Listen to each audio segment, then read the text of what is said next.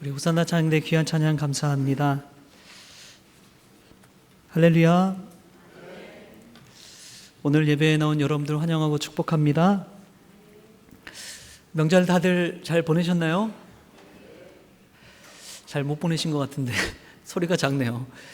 근데 하나님의 뜻은 범사에 감사하는 것에 있는 줄 믿습니다. 우리가 명절도 잘 보내야 되지만 그것보다 평범한 일상 속에서 감사하고 행복한 것이 더 큰 은혜요 축복인 줄 믿습니다. 우리 옆에 분들 한 번 더 인사 나누겠습니다. 범사에 감사합시다.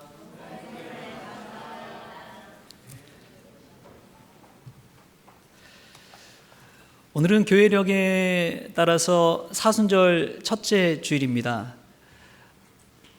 무슨 절기라고요? 사순절 첫째 주일입니다. 이 사순절을 묵상하면서 요즘 성경 출애굽기 말씀을 읽고 있는데요. 출애굽기 말씀에 나오는 이 유월절과 사순절이 굉장히 연결이 많이 되어 있구나라는 것을 깨닫게 되었습니다. 세례 요한이 예수님을 보고 보라 하나님의 어린 양이로다라고 그러잖아요. 유월절 어린 양, 하나님의 어린 양 예수 그리스도를 미리 예표해 주신 것이지요. 뿐만 아니라 우리가 예수님 최후의 만찬 하잖아요. 제자들과 벌이는 그 최후의 만찬이 유월절에 식사하는 그 시기와 딱 맞물려 있습니다. 뿐만 아니라 예수님의 십자가 사건은 어찌 보면 유월절 절기에 일어난 사건이기도 하지요. 그런 면에서 봤을 때 이 사순절과 유월절은 굉장히 깊은 연관성이 있다는 것을 깨닫게 됩니다. 그래서 우리가 성경에 나오는 이 유월절 말씀을 먼저 깊이 있게 알고 이 유월절 말씀 속에서 주시는 의미를 가지고 이 사순절 기간을 보내는 저와 여러분이 되었으면 좋겠습니다. 먼저로 보면 유월절이라는 그 절기의 의미를 아시나요? 한자로 돼서 너물유, 너물월, 마디절 해가지고 유월절 그러는데 이 넘어간다는 의미입니다. 영어로 하면 좀 더 쉽게 와닿는데 패스오버라고 그러죠. 넘어간다. 그 위를 넘어간다라는 의미가 담겨 있습니다. 이 유월절은 여러분 잘 알다시피 이 애굽의 바로 왕 이 10번째 재앙이 장자의 죽음이잖아요. 이 10번째 재앙을 넘어가게 하는 그러한 의미가 유월절에 담겨 있습니다. 이 재앙과 죽음으로부터 심판으로부터 피하고 넘어가는 의미가 유월절에는 담겨 있는 것이죠. 이 유월절의 의미는 지금도 우리에게 유효한 줄 믿습니다. 예수 그리스도의 십자가의 보혈의 피로 말미암아 세상의 심판과 재앙으로부터 넘어가는 그 은혜가 있기 때문에 그렇습니다. 사랑하는 성도 여러분, 이 사순절 기간에 하나님께서 말씀하신 대로 내가 그 피를 볼 때 너희를 넘어가리니 재앙이 너희에게 내려 멸하지 아니하리라. 이러한 은혜를 저와 여러분이 누릴 수 있기를 축복합니다. 오늘 첫 번째로 보면은 이 유월절 규례에 관해서 하나님께서는 우리에게 분명하게 알려주고 계시는데요. 흠없는 1년 된 그 어린 수컷 양이나 염소를 제물로 준비하라고 합니다. 우리 말씀 통해서 한번 같이 볼까요? 말씀 3절 4절 말씀 우리 같이 한번 읽어보겠습니다. 3절 4절 말씀 시작. 너희는 이스라엘 온 회중에게 말하여 이르라. 이달 열흘에 너희 각자가 어린 양을 취할지니 각 가족대로 그 식구를 위하여 어린 양을 취하되 그 어린 양에 대하여 식구가 너무 적으면 그 집의 이웃과 함께 사람 수를 따라서 하나를 취하며 각 사람이 먹을 수 있는 분량에 따라서 너희 어린 양을 계산할 것이며 아멘. 어린 양이나 염소를 준비할 때에 각 가족대로 그 식구대로 취하라고 하는데 식구가 너무 적으면 어떻게 하라고 나옵니까? 그 집에 이웃과 함께 사람 수를 따라서 그 한 마리 어린 양을 취하라고 오늘 성경 말씀에 나오고 있습니다.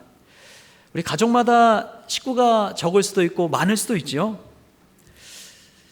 지금은 1인 가구가 점점 늘어나는 시대입니다. 그리고 결혼해도 자녀를 잘 낳으려고 하지 않는 시대지요. 적은 수의 그러한, 오히려 그 애굽 당시보다도 지금 더 가구 수가 적어져 가는 것 같습니다.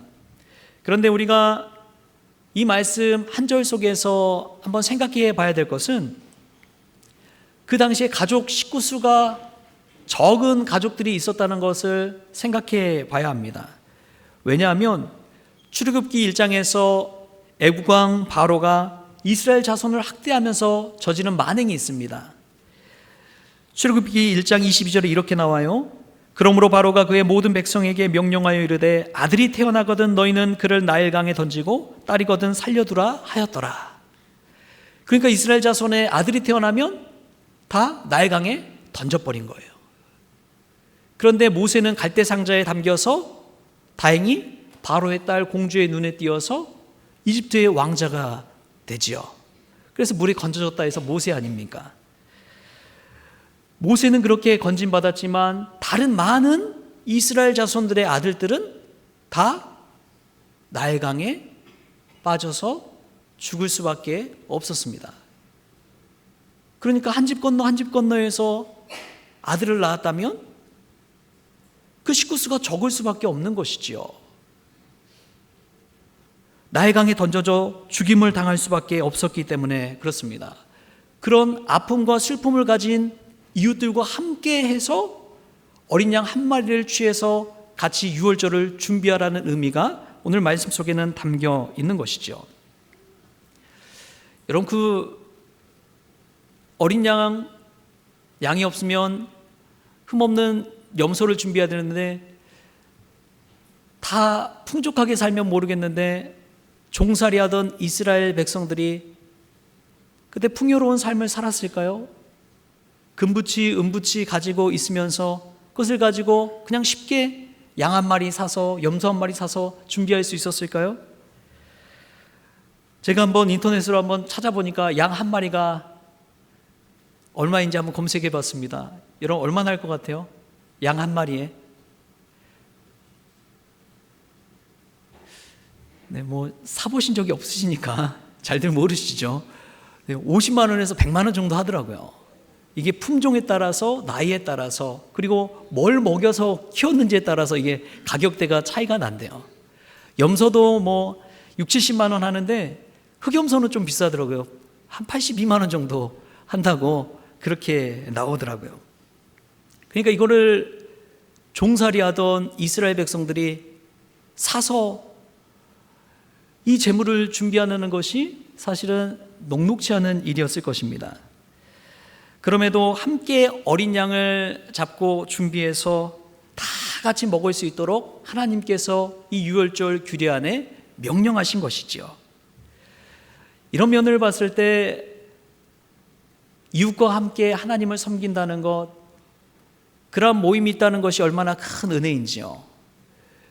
교회는 다시 말하면 밥상 공동체라고도 이야기합니다. 예수 그리스도 안에서 함께 어우러져서 밥상 안에서 한 식구처럼 사는 공동체를 일컫는 말이죠. 오늘도 우리 사순절을 맞아서 성찬식을 거행하잖아요. 예수님의 몸과 피를 나눔을 통해서 온 성도들이 예수 그리스도 안에서 신비로운 연합을 경험하는 복된 예식입니다. 우리가 예수님을 믿으면서 그 안에서 이웃과 함께 유월절 어린 양을 준비하듯이 한 마음 한 뜻으로 나누고 베푸는 섬김이 있기를 축복합니다. 우리 교회는 참 은혜로운 교회입니다. 팔순이라고 정교인 식사 대접하고, 딸 결혼했다고 정교인 식사 대접하고, 얼마나 감사한지요. 한 가정의 행사가 아니라 온 교회 행사로서 함께 나누고 베풀 때 얼마나 큰 은혜가 있는지요. 우리가 서로 나누고 베푸는 그런 믿음의 공동체 될 수 있기를 축복합니다. 지난 주간에 한 권사님이 깍두기 반찬을 해서 가져다 주셨어요. 네, 명절 지나고 와서 이제 이 깍두기에 먹는데 잘 익어서 정말 맛있더라고요. 아내와 둘이서 이 깍두기를 먹는데 아내가 저한테 갑자기 그러는 거예요. 깍두기 먹다가 나 권사님한테 말할래요. 그래서 저는 감사하다고 그랬더니 씩 웃으면서 아니 너무 맛있어서 깍두기 좀 더 달라고. 둘이 밥 먹다가 얼마나 웃었는지 모릅니다. 여러분 좋은 거 있으면 함께 나누십시오. 어린 양을 그냥 자기 집 자기 형편대로만 한 것이 아니라 이웃의 어려운 집과 이웃과 함께 나누면서 유월절 어린 양을 준비했듯이 우리가 이스라엘 백성들처럼 믿음의 가족으로 믿음의 권속이 되어서 어려운 이들 형편을 돌아보고 함께 나누는 은혜가 있기를 축복합니다. 또 보면은 이 유월절 어린 양을 그냥 잡는 것이 아니라 잡고 나서 그 피를 다 그릇에 모아요. 그리고 나서 그 피를 문 좌우의 문설주와 문 임방에 바르라고 그렇게 명령하고 있습니다. 우리 오늘 본문 말씀 또 같이 한번 볼까요? 6절 7절 말씀 같이 한 목소리로 한번 읽어보겠습니다. 6절 7절 시작. 이달 연 나흘 날까지 간직하였다가 해질 때에 이스라엘 회중이 그 양을 잡고 그 피를 양을 먹을 집 좌우 문설주와 임방에 바르고. 아멘. 우리가 그냥 성경 말씀을 읽다 보면요, 이게 문설주가 어딘지 임방이 어딘지 잘 몰라요. 그냥 넘어가 버려요. 우리 한번 그림 한번 볼까요? 우리 PPT 그림 한번 보면 문설주가 어디 있는지 임방이 어디 있는지 한번 볼 수가 있습니다. 문에 이제 좌우 이 세로로 세워져 있는 데가 이제 문설주라고 그러고요. 임방은 위쪽에 있는 부분이 임방이 되겠습니다. 한 장 더 넘겨주시겠어요? 네, 그래서 이제 유월절 어린 양의 피를 바를 때 우슬초로 저렇게 묶음으로 해서 붓처럼 이 피를 바르는데 좌우 문설주와 위에 임방에 저렇게 유월절 어린 양의 피를 발랐다는 것이죠. 여러분 저렇게 어린 양의 피를 문 앞에 발라 놓으면 지나가는 사람이 보면 그 피가 보입니까? 안 보입니까? 다 보이지요. 저 피가 발라진 것을 모를 수가 없습니다. 이 10번째 재앙은요, 참 무서운 게 그 애굽 땅에 있는 모든 집은 죽음의 재앙이 다 임합니다. 뭐 왕이든 신하든 이스라엘 백성들이든 외국인이든 할 것 없이 다 그냥 죽음이 다 임해요. 근데 딱 하나 그 죽음의 재앙을 넘어설 수 있는 단 한 가지 방법이 저렇게 좌우 문설주와 임방에 유월절의 어린 양의 피를 바르는 것입니다. 그러면 그 피를 바른 집은 죽음의 재앙이 넘어가는 거예요. 여러분 이것이 유월절 규례입니다. 그런데 여기서 우리가 분명히 알아야 될 것이 있어요. 유월절 어린 양의 그 피의 보혈의 은혜를 누리는 사람은 저렇게 누구나 알 수 있듯이 표시를 해야 된다는 것입니다. 믿음의 표가 나야 된다는 거예요. 누가 보든지 다 분명하게 이 집은 하나님 믿는 집이구나. 이것을 분명하게 알 수 있어야 됩니다. 믿음의 표시가 분명한 사람에게 그 죽음의 재앙이 넘어가는 것이죠. 여러분 우리는 어떻습니까? 우리 집 현관문에 교패가 붙어 있나요? 우리 집 안에 들어가면은 예수 믿는 가정이구나 분명히 알 수 있는 표시가 있습니까? 직장이나 사회생활하면서 내가 예수 믿는 크리스천이라는 사실을 누구나 알고 있습니까? 여러분의 집 안에 가장 잘 보이는 곳에 십자가가 걸려 있습니까? 여러분은 이 믿음의 표시를 드러나게 하고 있나요? 아니면 아무도 모르게 그냥 나만 예수 믿고 잘 믿으면 되지 하는 마음으로 살아가고 있습니까? 그 믿음을 담대하게 드러낸 자에게는 재앙이 넘어갈 줄 믿습니다.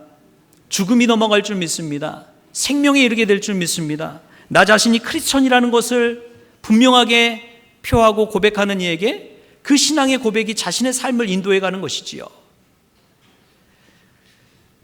한 권사님 댁에 신방을 간 적이 있습니다. 갔더니 이 방 중앙에 이 성경책이 놓여 있는데 얼마나 성경책을 봤는지 그냥 성경책이 막 닳고 닳았어요. 막 붕 떠 있어요. 그 성경책만 봐도 얼마나 은혜가 되든지요.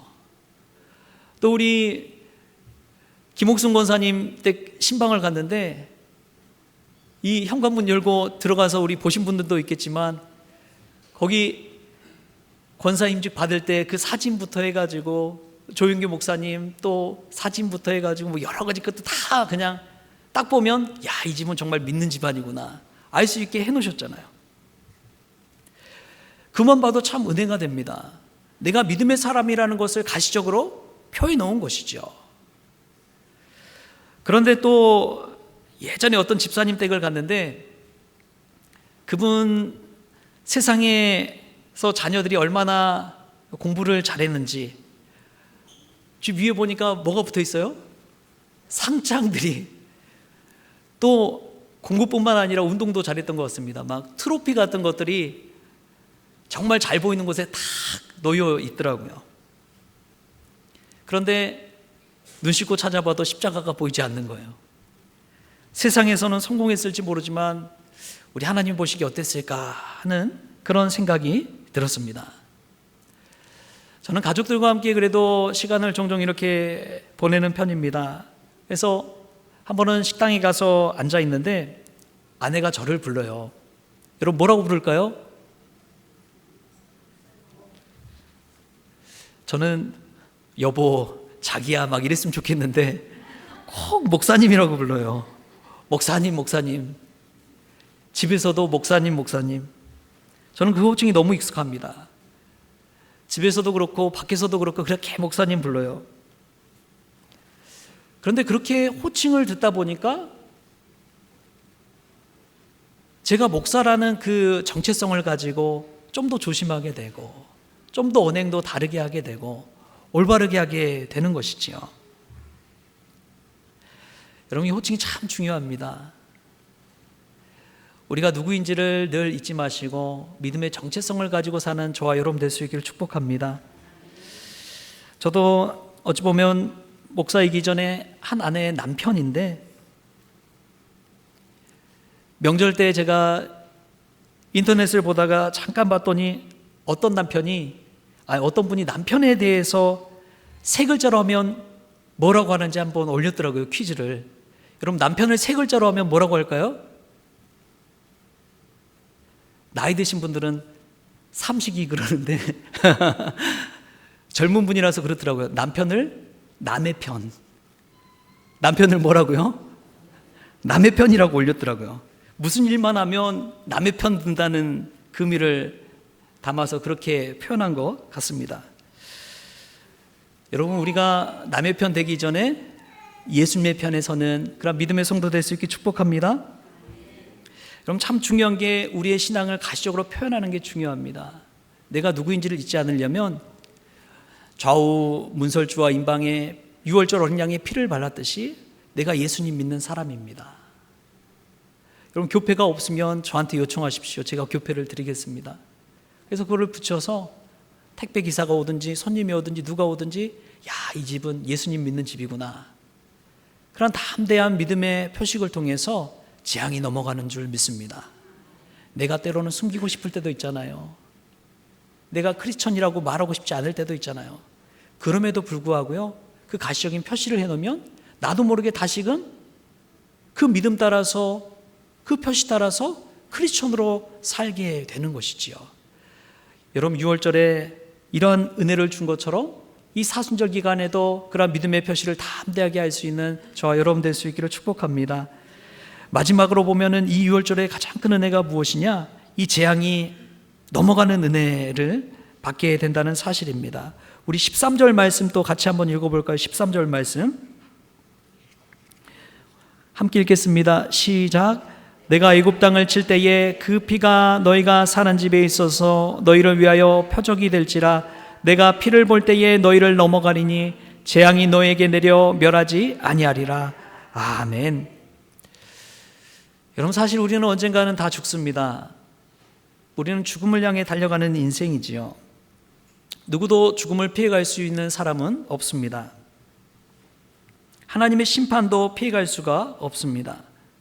그런데 그 죽음의 재앙을 넘어가는 은혜는 예수 그리스도를 믿을 때 받을 수가 있습니다. 누구나 순간순간의 인생의 위기가 찾아오지요. 갑작스러운 질병으로 인해 시한부 인생이 되기도 하고, 교통사고나 예기치 못한 사고로 인해 큰 불행을 겪기도 합니다. 어떤 분들은 실직과 경제적인 위기 상황 가운데 살아가기도 합니다. 그러한 위기 속에서도 그 거친 파도를 잘 넘을 수 있도록 하기 위해서 지혜의 왕 솔로몬은 이 반지에 한 문구를 새기라고 그렇게 했다고 하지요. 이 솔로몬의 반지에 새겨진 유명한 문구가 있잖아요. 여러분, 2로 시작하는데 그 문구가 뭔지 아십니까? 이 또한 지나가리라. 잘 아시네요. 그런데 어떤 분이 2로 시작한다고 하니까 24K 24K 아니냐고 그러더래요. 여러분, 우리에게 때로는 닥친 위기가 그냥 그대로 멈춰 있는 것이 아니라 시간이 지나면 그 또한 지나갈 줄 믿습니다. 늘 태풍만 불 수는 없는 것이지요. 평안한 날도 오는 것이지요. 어제 보니까 정말 봄날처럼 따뜻하더라고요. 언제 겨울이었냐는 듯이 따뜻한 햇살을 맞으면서 이제 봄이 왔구나 하는 생각이 들었습니다. 우리에게도 인생의 봄이 올 줄 믿습니다. 6월절의 축복은 이 죽음의 재앙을 넘어가는 축복입니다. 늘 슬플 수는 없어요. 기쁨은 반드시 오기 마련입니다. 그런데도 슬픔 속에서 크리스천은 찬송하며 기도하며 그 힘든 세월을 견뎌내잖아요. 왜냐하면 그분들에게는 6월절 어린 양의 피, 예수 그리스도의 보혈의 은혜가 있기 때문에 그렇습니다. 예수 그리스도의 보혈의 은혜를 가지고 있는 자가 슬픔 가운데서도 기쁨을 향해 참고 견딜 수 있는 것이고, 절망 가운데서도 소망을 바라볼 수가 있는 것이지요.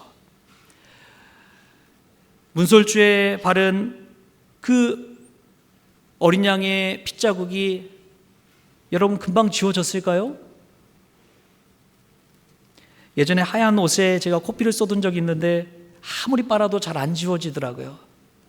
그만큼 핏자국은 오래 남는 것이지요. 예수를 믿는 저와 여러분에게도 예수님의 핏자국이 있는 줄 믿습니다. 이 보혈 자국이 우리 마음 심령 가운데 새겨져 있는 거예요. 이 예수님의 보혈을 의지하며 살아갈 때 우리에게 닥치는 재앙도 넘어갈 줄 믿습니다. 두려움이 떠나갈 줄 믿습니다. 귀신도 왔다가 7길로 도망갈 줄 믿습니다.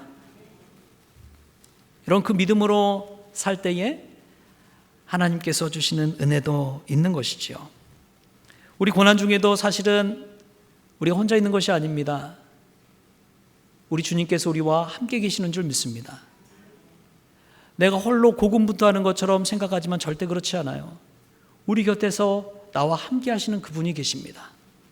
그렇기 때문에 어려운 현실 가운데서도 그 모든 어려움을 이겨낼 수가 있는 것이죠. 우리 예수님께서 이렇게 고백하셨습니다. 요한복음 16장 32절 33절에 이렇게 고백하세요. 보라, 너희가 다 각각 제 곳으로 흩어지고 나를 혼자 둘 때가 오나니 벌써 왔도다. 그러나 내가 혼자 있는 것이 아니라 아버지께서 나와 함께 계시느니라. 이것을 너희에게 이르는 것은 너희로 내 안에서 평안을 누리게 하려 함이라. 세상에서는 너희가 환난을 당하나 담대하라. 내가 세상을 이겼노라. 여러분, 담대하십시오. 우리 주님이 함께 하시기 때문에 담대하십시오. 우리 주님이 세상을 이기셨습니다. 세상 두려워서 교회 안에 피하고 도망치지 마십시오. 오히려 교회 안에서 은혜 받고 세상을 변화시키는 저와 여러분이 되었으면 좋겠습니다. 재앙은 넘어갈 줄 믿습니다. 어려움은 극복될 줄 믿습니다. 예수 그리스도의 은혜 가운데만 있다면, 우리 주님이 나와 동행하신다는 그 사실을 믿고 믿음으로 고백한다면 우리 안에 담대함과 용기가 생겨나서 오히려 세상을 변화시키고 경건의 능력으로 살아가는 그러한 저와 여러분이 될 줄 믿습니다. 이 사순절 기간에 예수님의 보혈의 은혜를 내 마음 심령 가운데 늘 묵상하십시오. 내 안에 예수 그리스도의 핏자국을 보십시오. 주님이 나와 함께 하심을 깨달을 때에 우리 안에 주의 은혜로 말미암아 감사의 고백들이 넘치는 그런 사순절 절기가 될 수 있기를 축복합니다. 제가 말씀 준비하면서 참 은혜로운 찬양을 들었는데 6월절 어린 양의 피로라는 그러한 찬양입니다. 여러분과 또 함께 또 은혜 나누고 싶어서 우리 악보를 좀 띄워주시면 같이 한번 불러보고 또 말씀 마치도록 하겠습니다. 우리 가사를 생각하면서 한번 불러볼까요?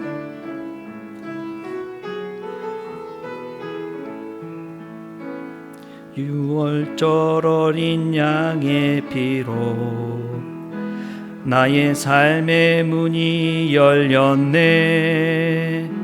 저둠의 권세는 힘이 없네. 주 보혈의 능력으로 원수가 날 정죄할 때에도 난 의롭게 설 수 있네. 난 더 이상 정죄함 없네. 난 주 보혈 아래 있네. 난 주 보혈 아래 있네. 그 피로 내 죄 사했네. 하나님의 긍휼 날 거룩해 하시었네. 나 주 보혈 아래 있네. 난 원수의 어떠한 공격에도 더 이상 넘어지지 않네. 난 주 보혈 아래 있네. 난 주 보혈 아래 있네. 난 주 보혈 아래 있네. 그 피로 내 죄 사했네. 그 피로 내 죄 사했네. 하나님의 긍휼 하나님의 긍휼 날 거룩해 하시었네. 난 주 보혈 아래 있네. 난 원수의 어떠한 공격에도 더 이상 넘어지지 않네. 난 주 보혈 아래 있네. 아멘. 오늘 말씀 생각하면서 우리가 이 사순절 기간을 보내기를 원합니다. 첫 번째로 흠없는 어린 양을 준비할 때 이웃과 함께 나누는, 또 믿음의 공동체, 믿음의 권속들과 함께 나누는 은혜가 있기를 원합니다. 그 피를 집좌우 문설주와 임방에 바른 것처럼 믿음의 표시를 담대하게 할 수 있는 우리 모든 성도님들이 될 수 있길 축복합니다. 너희를 넘어가리니, 재앙이 넘어가는 그 은혜, 주 보혈 안에 누리는 그 은혜를 이 사순절 기간에 누리는 저와 여러분이 되기를 주님의 이름으로 축복합니다. 기도하겠습니다. 주신 하나님 감사합니다. 이 사순절 기간 허투루 보내지 않게 하여 주시고 6월절의 깊은 의미를 생각하면서 이 시간 이 말씀 따라 살기를 원합니다. 주님께서 주장하여 주시옵소서. 주 보혈 안에 머무는 은혜를 누리는 우리 모든 성도들이 되어지게 하여 주옵소서. 감사하며 예수님의 이름으로 기도하옵나이다. 아멘. 이 시간 사순절을 맞아서 우리 성찬식을 거행하도록 하겠습니다.